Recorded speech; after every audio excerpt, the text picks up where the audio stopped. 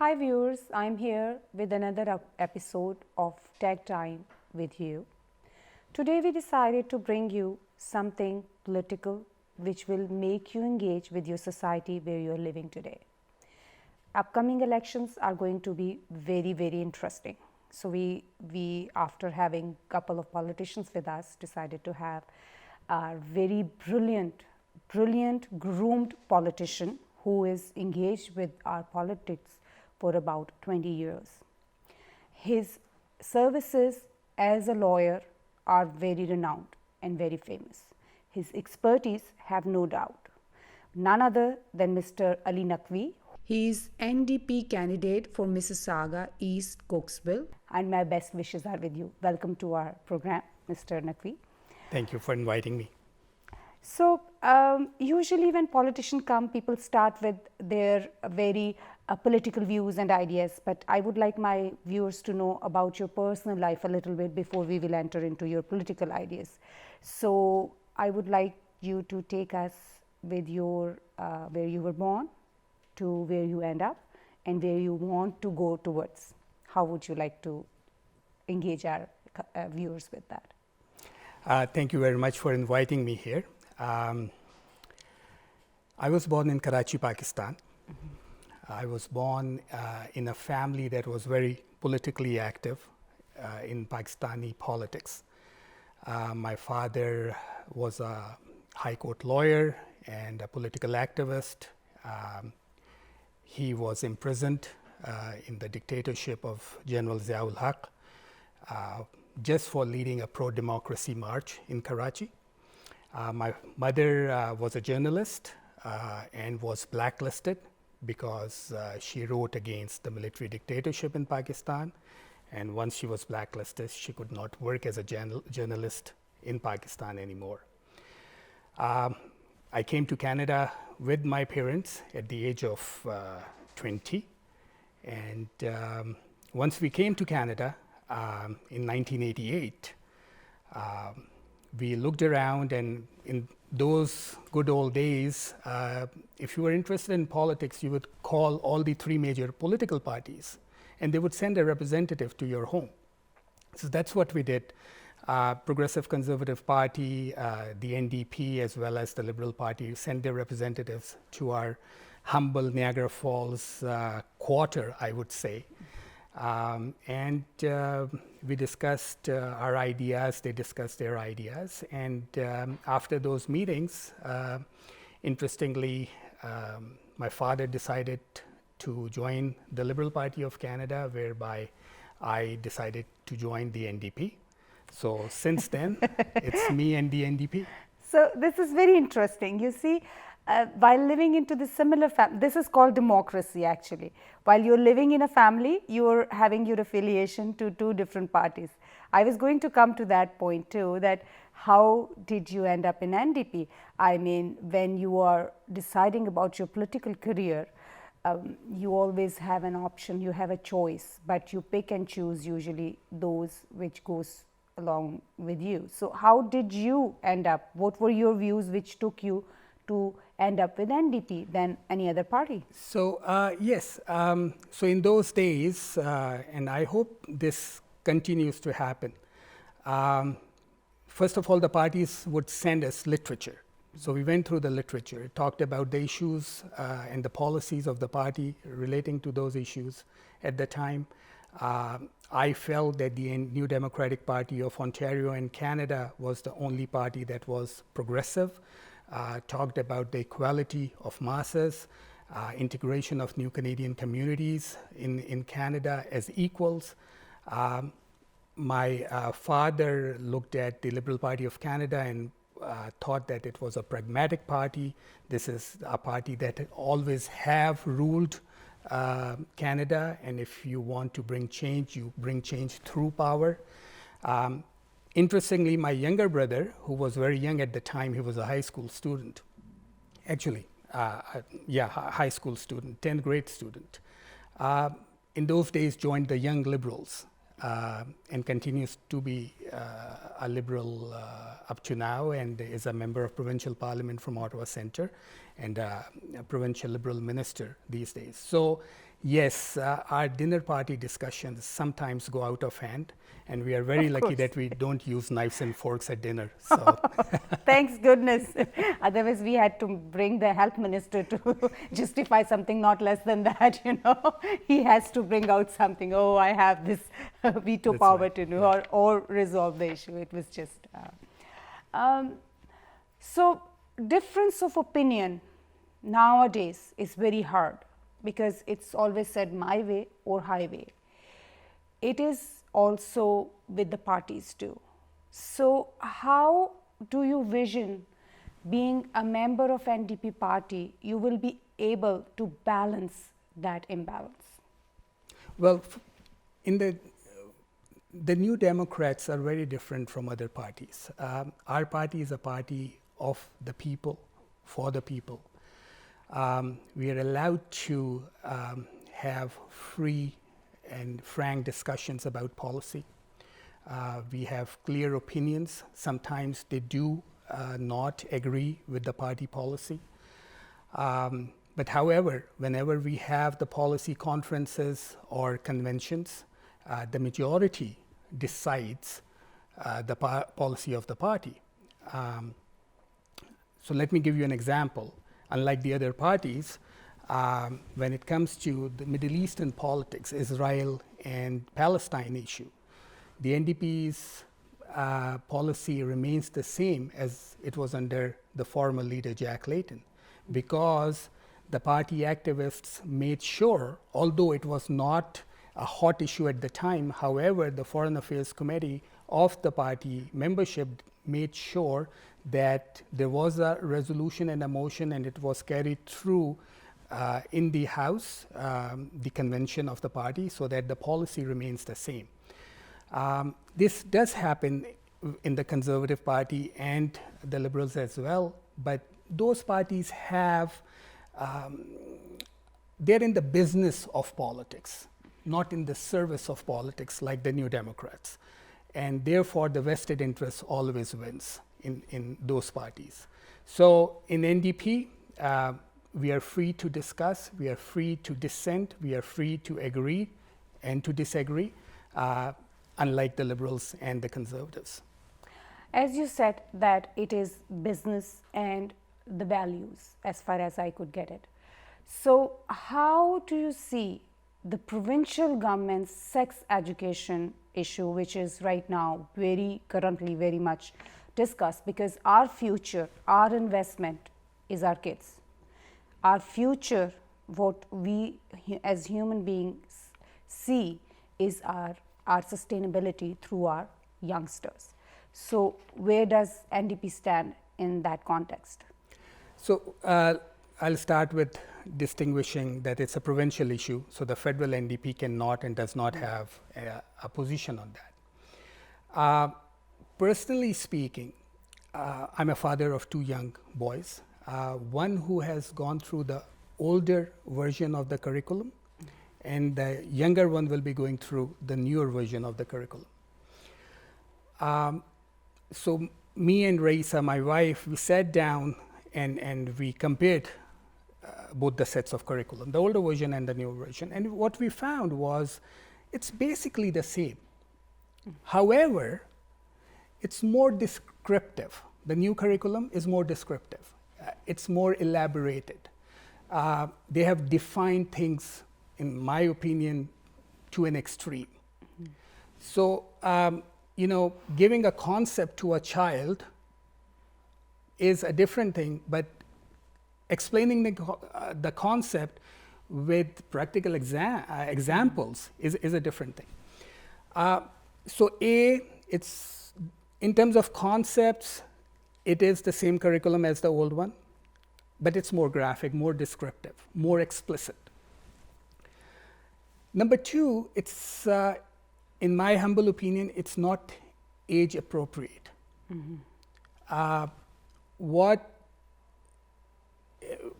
Young children, like fifth grade student, when they're talked about such important matters, the confusion it can create in their minds. And my biggest problem is that although our younger generation, my youngest son is 10 years old, and very internet suave. However, if he comes with a question of such detail, he may not be comfortable in discussing that with me, and I'm not sure if I'll be able to discuss that. I have full confidence in our teachers that they're well trained, and they can manage these situations. But you see, the children spend half the day in school and the remaining half at home. And where, especially in new Canadian communities, faith-based communities, where the culture at home and the culture at school are quite different, this would create in conflict situations. Where the Ontario Liberals went wrong was they did not consult enough with the parents. So this is my biggest problem with this, because when you consult with the parents, you get a lot of input. People like me, if we were consulted, we would have asked them, we may have agreed with the content, but to tame it down a little, make it more age appropriate. It may or may not be required at a certain age.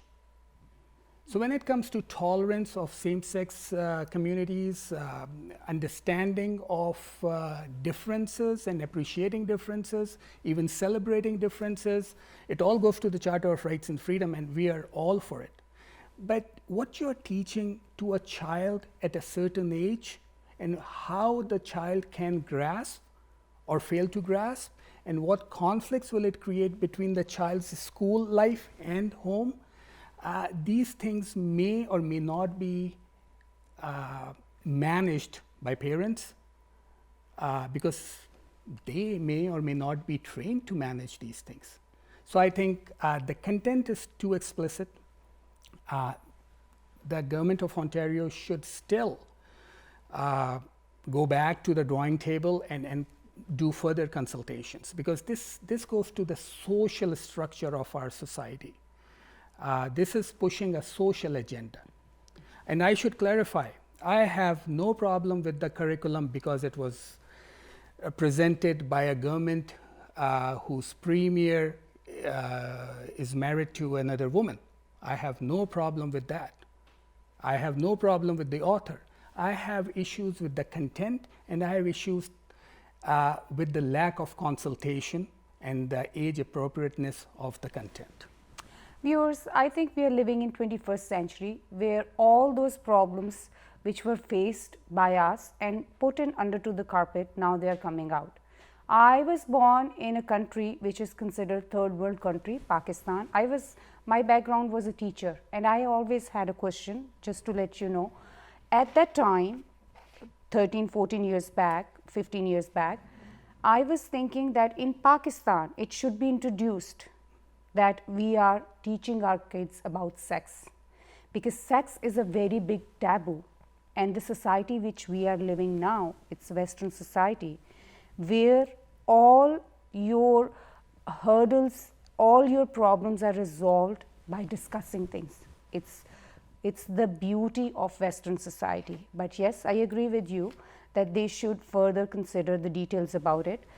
Everything evolves, it takes time for people to understand it, but the need to discuss it is very important. And sex is the taboo which is in humanity throughout, and people had to struggle for it very much. So when we are talking about the sex taboo and all that, the taboos about women are very prevalent also. We are having those issues. West has struggled for it, and they have reached to certain conclusions, which when new society is evolving, it comes again with a different phase. So where does NDP stand for that? As I see, you're one of the key posts holder are two women. So how would you describe that struggle? What are the contribution NDP is playing in that? So if you're looking at gender parity, we call, it's not only that women are holding key positions in the NDP. If you look at our caucus, we see that women are carry portfolios as critics of the most important one of the few most important portfolios and extraordinary women who are NDP MPs right now. We in the NDP take gender parity to heart. We are very, very serious about that. And we are the only party who has reached the 50%, almost 50% gender parity when it comes to nominating candidates. So come 2015, we are very hopeful that we'll be the only party, and we hope that other parties follow the suit. Remain democratic, have open, free, transparent nominations, but have female candidates, because female candidates represent 50% of the population. And women issues are not special issues. These are the issues of the population. I believe they're more important than anything else.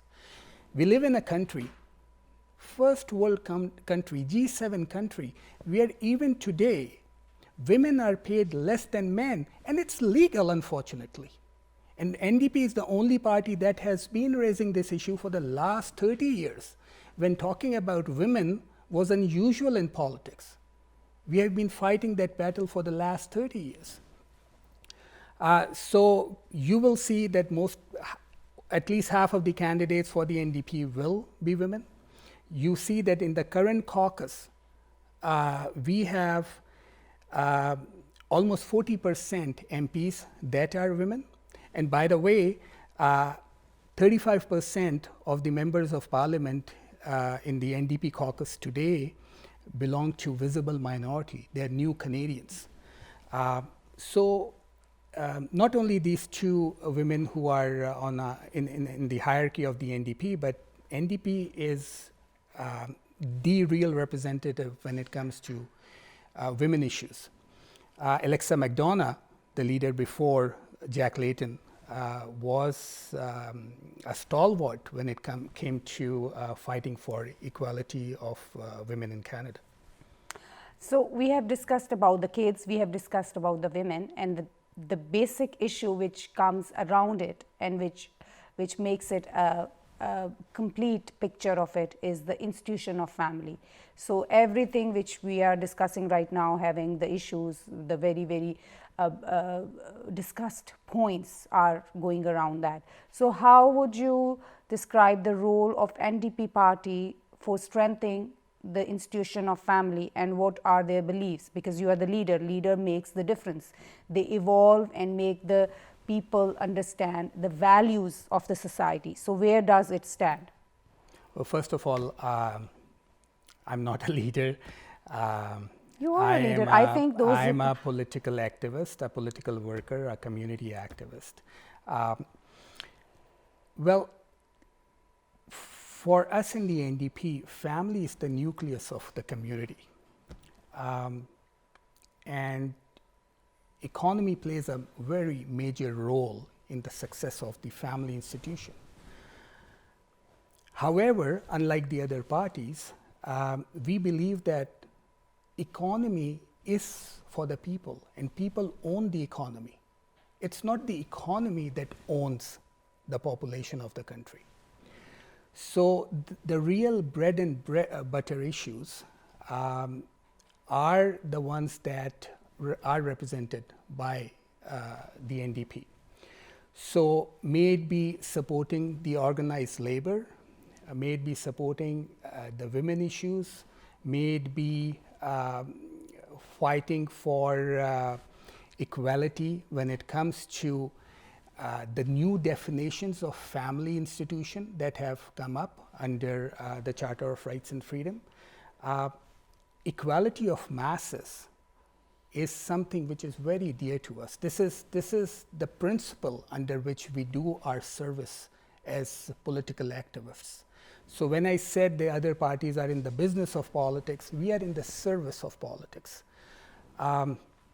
So when people sit at their dinner tables and when they are unable to have what they really want to eat, because they have two choices, either to pay their rent or put food on their table. We are sitting in the Greater Toronto area today. Would you believe that 1/3 of the children in Greater Toronto area cannot afford to have breakfast before going to school? And would you believe that our Ontario government cut off the breakfast program for children, where breakfast was served to these underprivileged children in school? So these are the realities of life that we are dealing with, and this is what we are fighting for. So basically, we have to engage all the member of family to go and find out little bit and contribute in their family and contribute in the society. So we have to have individual respect of the gender, and we have to believe that when we are supporting a family, we are supporting a woman and a man to build an institution, we are building 3 or 4 member else more who are the kids with them, and we are helping to go for a better Canadian system, a better Canadian society. And under the charter, a family could be a man and a man and a woman and a woman and a man and a woman. So these are the realities of Canadian life, and we should appreciate this difference. And being minority ourselves, I see a lot of people discriminating against other minorities, and we in the NDP disagree with that.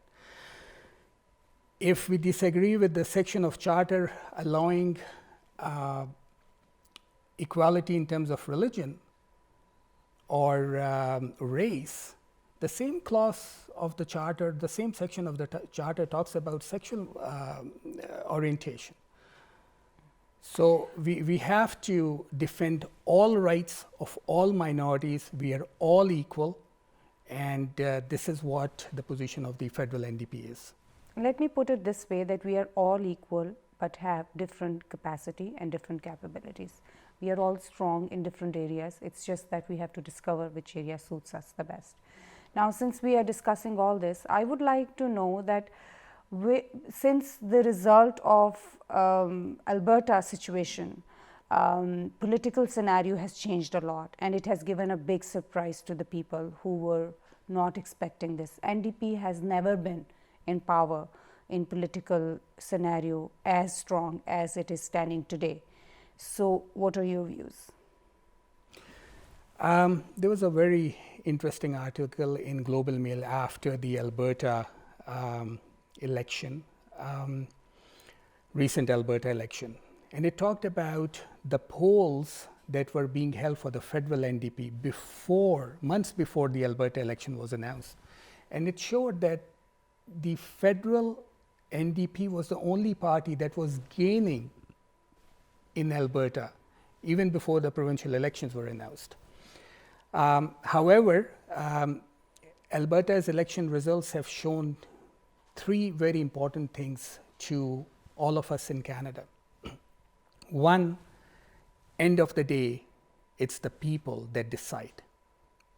We saw the CEOs of the Alberta corporations in Alberta actively campaigning, and in some cases threatening the people of Alberta not to vote for the NDP.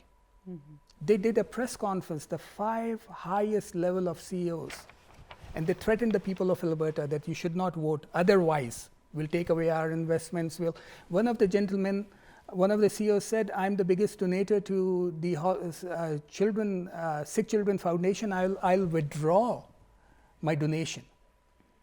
These are the depths they stoop to. But the people made a decision. So, end of the day, it's the people who will make the decision. And the second thing it showed was the people are now free to choose as they will, as they wish. Because it used to be the money that control the results, the polls that control the results, how much a party can afford to advertise that control the results. NDP invested the least, spent the least when it came to the Alberta elections, and won the majority of the seats. And the third thing is that it shows that people of Canada, across Canada, have woken up to a new reality, which is that the pendulum should go all the way back. It should come back to the people, because the people have lost the swing of the pendulum, the time. And Alberta shows that people want the pendulum to go all the way back to correct the wrongs. And this is the need of the hour. So Alberta, yes, but however, the federal NDP had been gaining across Canada even before it. Mm-hmm. I totally agree with you. I think it's the time and the factors that we have evolved, and we need new dimensions to work on. That's why I think we are having this kind of scenario right now. When we come to a political scenario and we come to a bigger picture, reality changes. So how would you describe role of NDP as provincial government and as federal government? What are the differences and where they are having the same stance? Well, I would talk about the federal NDP. The federal NDP, Canada's New Democrats, are the official opposition since 2011. We are the number 2 party in the parliament. We are the number 1 party in terms of activism in the parliament. We are the only party that has from day one, since January of 2015, has opposed Bill C-51, the anti-terror law, the most discriminative piece of legislation ever presented to the parliament. Unfortunately, it has been approved by the House of Commons. It's before the Senate for approval. And unfortunately, it seems like it's going to be the law of the land. However, NDP is the only party that has opposed it and has guaranteed that once they come to power, they're going to repeal it in its entirety. So that's a difference. Liberals supported the Conservatives on Bill C-51. Since 2006, when Conservatives came to power, the Liberals have supported the Conservatives in lawmaking, in bills and motions in the House of Commons, 68 to 73% of the time. They have become undistinguishable. They're one and the same. You know, one may look better than the other. However, when it comes to policy, when it comes to agenda, you cannot distinguish them. NDP, on the other hand, has come out as the real representative of the wills and the wishes of the people of Canada. The other thing is the NDP has promised and have undertaken to introduce $15 a day $15 a day minimum wage. They will introduce this federally, and we will advocate that with the provincial governments and work with the provincial governments to bring it to $15 an hour minimum wage. That takes us to the family institution and economy we were discussing. We are also talking about $10 a day childcare. So taking you back to your great question about the family nucleus and institution, half of the women are unable to work because they cannot afford childcare.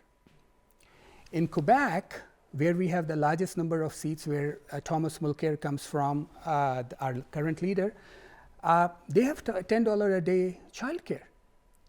And since they have had that $10 a day childcare, their revenue generation has tripled. Women have gone back to the workforce. And interestingly, in Quebec, you don't have, women are paid the same amount of money as the men.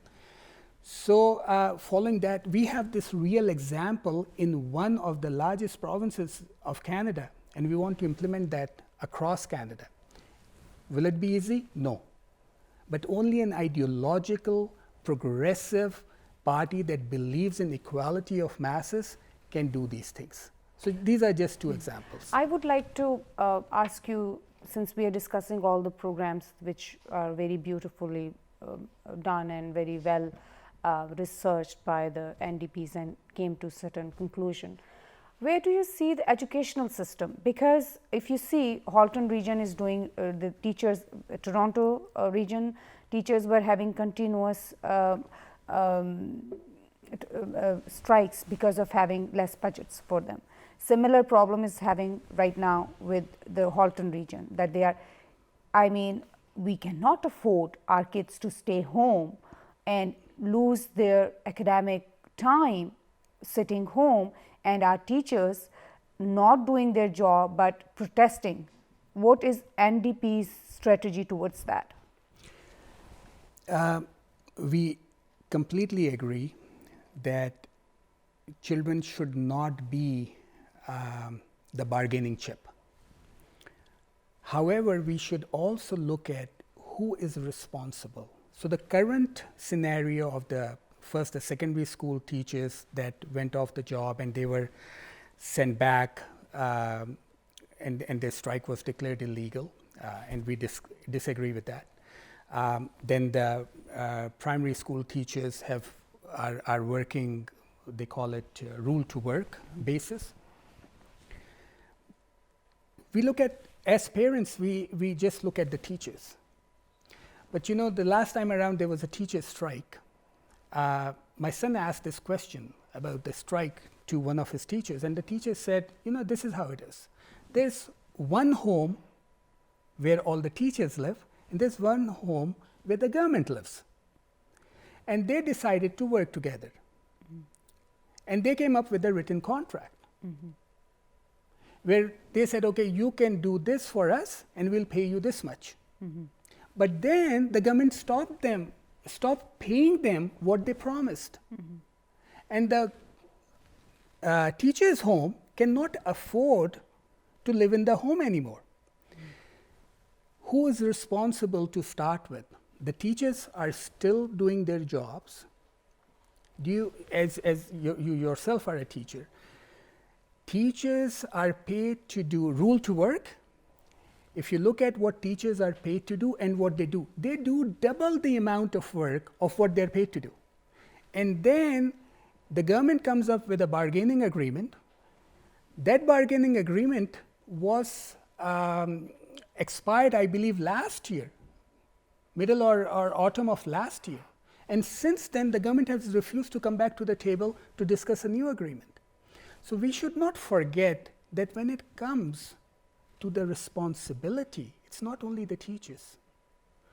It starts with the government.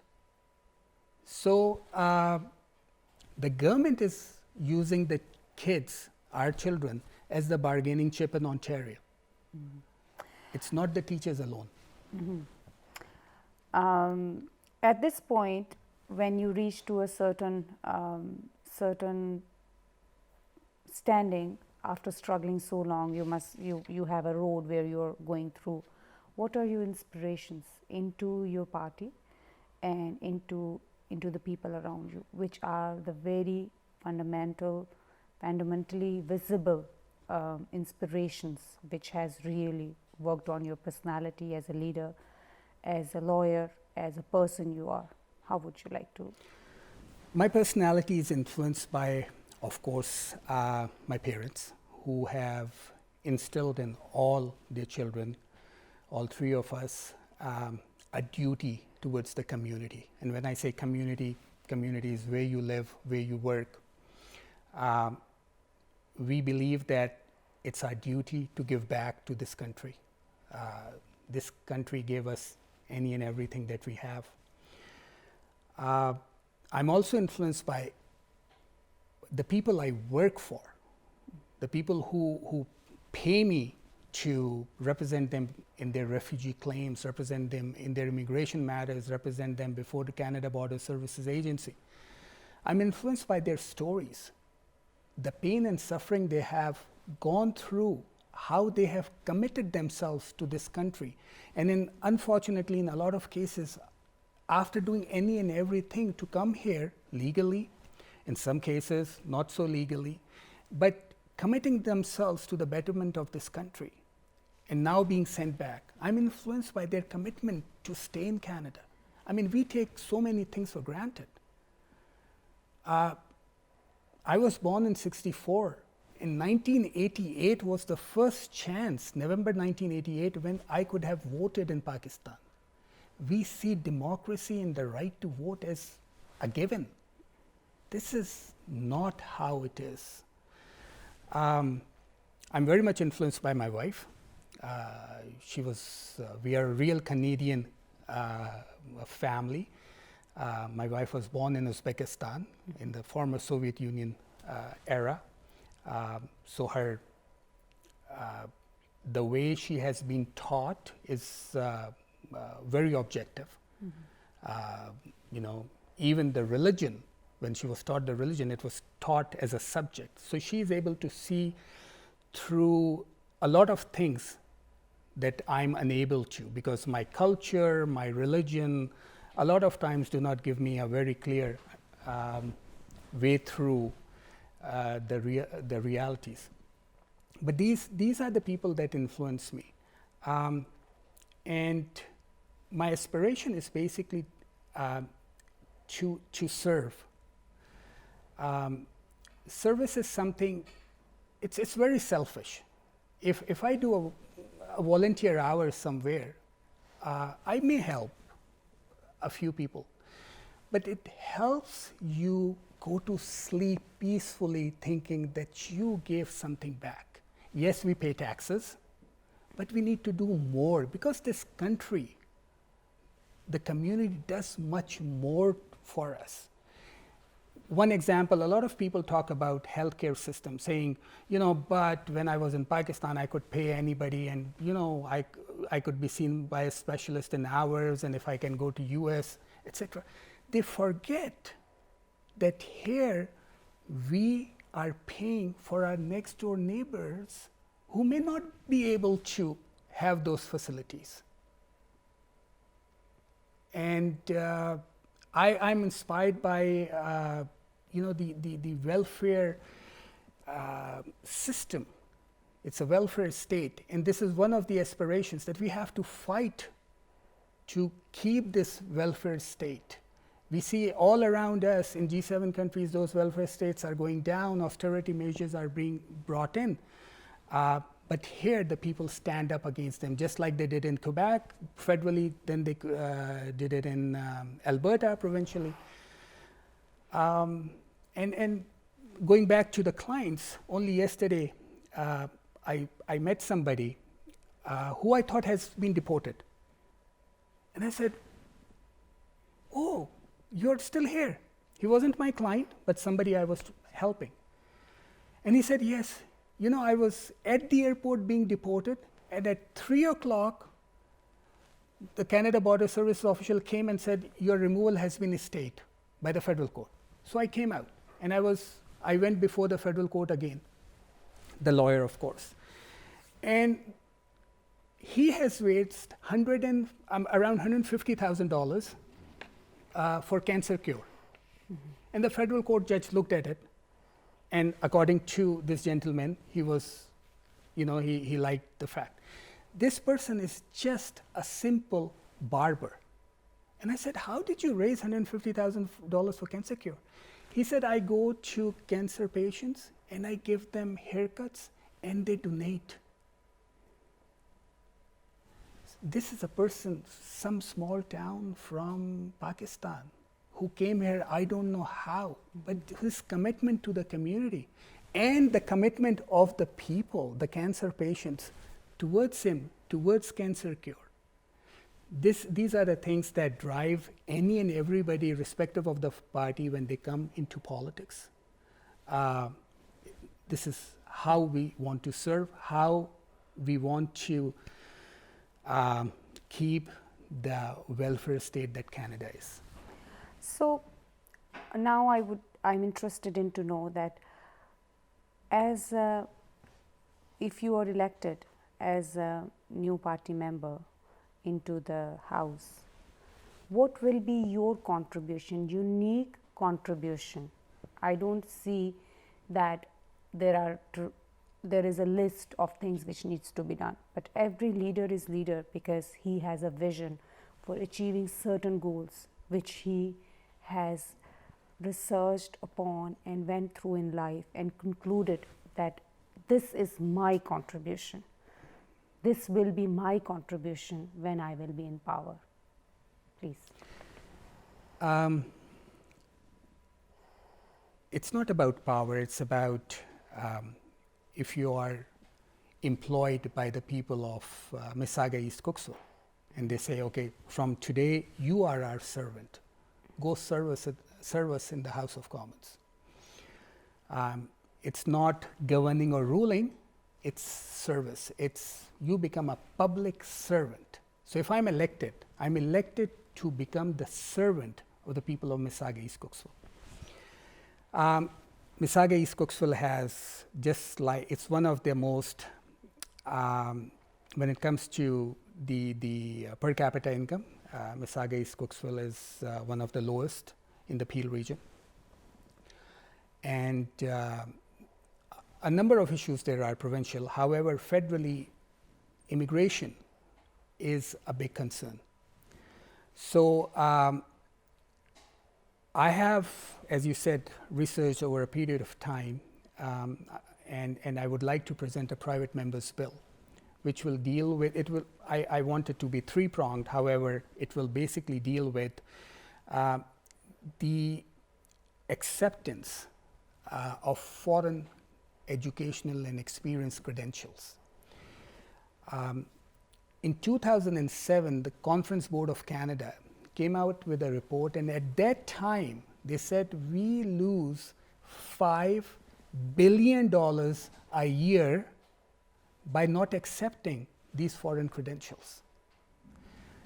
We have failed to come up with a procedure of, on a government level, working with the self-regulatory professional bodies to accept or not accept, depending on what credentials are, of these foreign qualified professionals.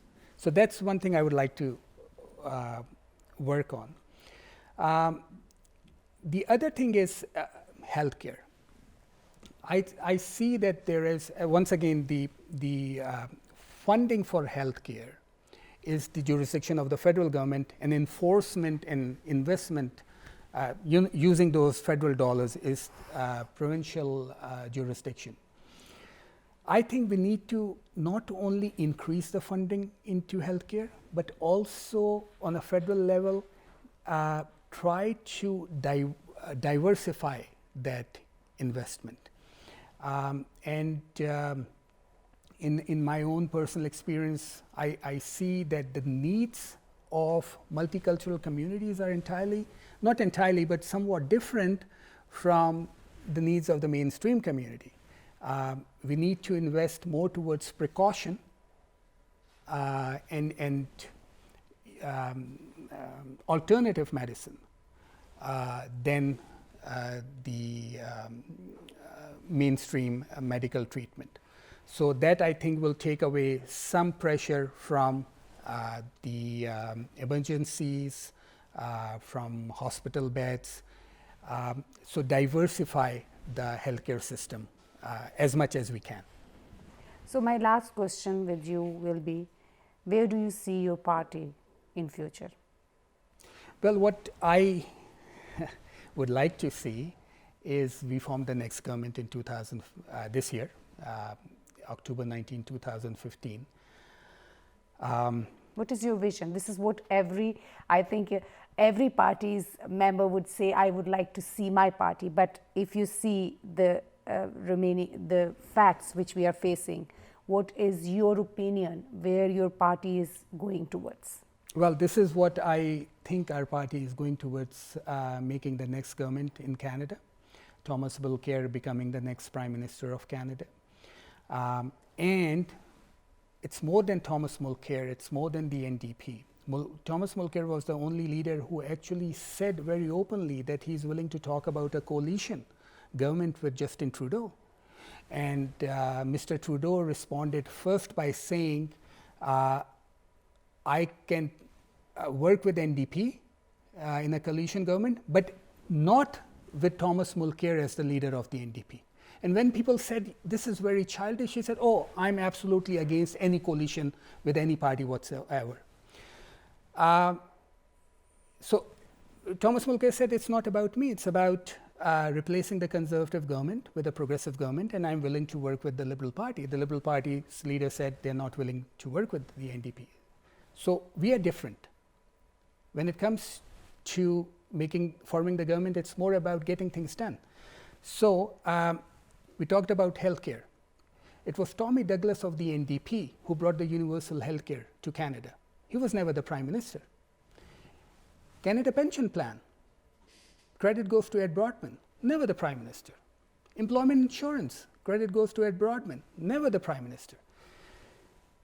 We have brought to Canada and for Canadian public, without being in the government, Canada Health Act, universal health care, Canada Pension Plan, employment insurance, any and everything that we cherish about this country on a federal level. So we want to do things. We want to do, very recently, day before yesterday or yesterday, NDP presented a motion to stop pay to pay in the banks. You and I, when we go to pay our bills in the bank with our own money, we had to pay to pay. Nobody ever thought about it. Andrew Cash, a member of parliament from Devonport, brought that motion. It made so much sense that the government supported that motion. So soon you'll be paying your bills without paying another bill. You won't have to pay to pay. This may be small, but when we do things like that, the banks who are making millions and billions of dollars become an enemy. So it's an ongoing battle for the people of Canada. We will make the government October 19, 2015, or whenever the next elections are held. However, it's not about power, it's about service. Viewers, I will conclude here with my views that power means to be able to do something. For me, power is when you are at a position where you are given certain privilege to do certain things. And when you do it honestly, you do it together, it makes a huge difference. Canadian society is based on the responsibility of people. We are the people who are responsible for each other and for our society. We contribute what we get from here. Our contribution is based on our experiences through the life. I personally feel like this country has given us a lot. And not only a lot, if we see the world scenario, if we see the bigger picture, we will realize that how much strongly our leaders have to stand into that scenario to struggle for our rights. It's our, on the end, responsibility to pick and choose those people who are honest with you, standing for your rights, servicing you better for your better community. With these words, please go on the website, see all the parties, see all the leaders, see the people who are in your constituency standing to defend your rights, and see, are they working for you? Are they working for your community? And are they working on the large for this country, which is giving us so many things because it is standing on its own? I'm your host Haleema, and always I bring you something which is for your benefit. Please go on the website, search it and vote it.